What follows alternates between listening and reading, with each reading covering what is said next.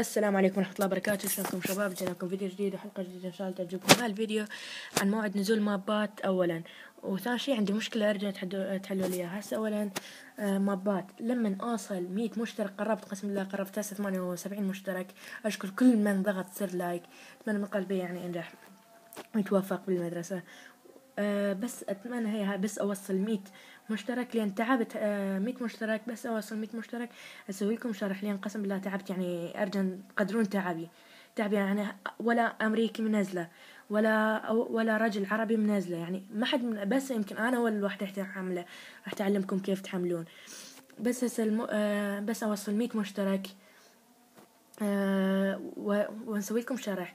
هاي أولا. ثانيا أنا عندي مشكلة لما ندخل ماينكرافت، مو ادخل ماينكرافت. هسه شوف، دخلنا ماينكرافت، لما العب سرفايفر جيمز راح يظل تحميل اللون الازرق واقف مكانه، يعني ما يتحرك. ارجع عند بس اذا غير، يعني هسه على شبكنا يظل واقف، بس اذا اروح على شبكة ثانية يظل متحرك. ارجع تحلوا لي هاي المشكلة.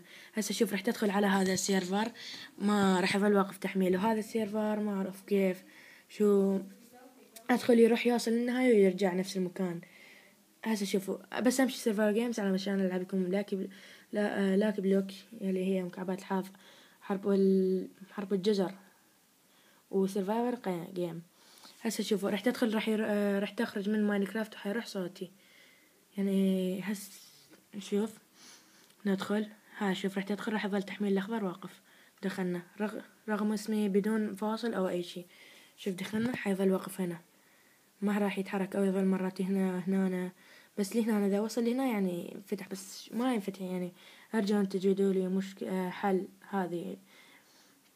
يعني ما اعرف، ان شاء الله تساعدون انتم، يعني اكيد بيكم خبراء، مو يعني هذا شيء عادي، بس خبراء. هسه رحت هذا كان فيديو اليوم. يعني ارجو تساعدوني عن مابات. اكثر ناس طلبوا مابات كيف تحمل مابات، كيف.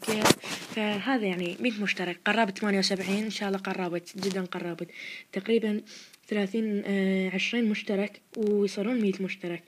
كان فيديو اليوم، ان شاء الله يعجبكم، اتمنى من كل قلبي يعجبكم، واسف لكل شخص يعني تأخرت عن تنزيل مابات. اليوم ان شاء الله يعجبكم، والسلام عليكم ورحمة الله وبركاته. اوكي.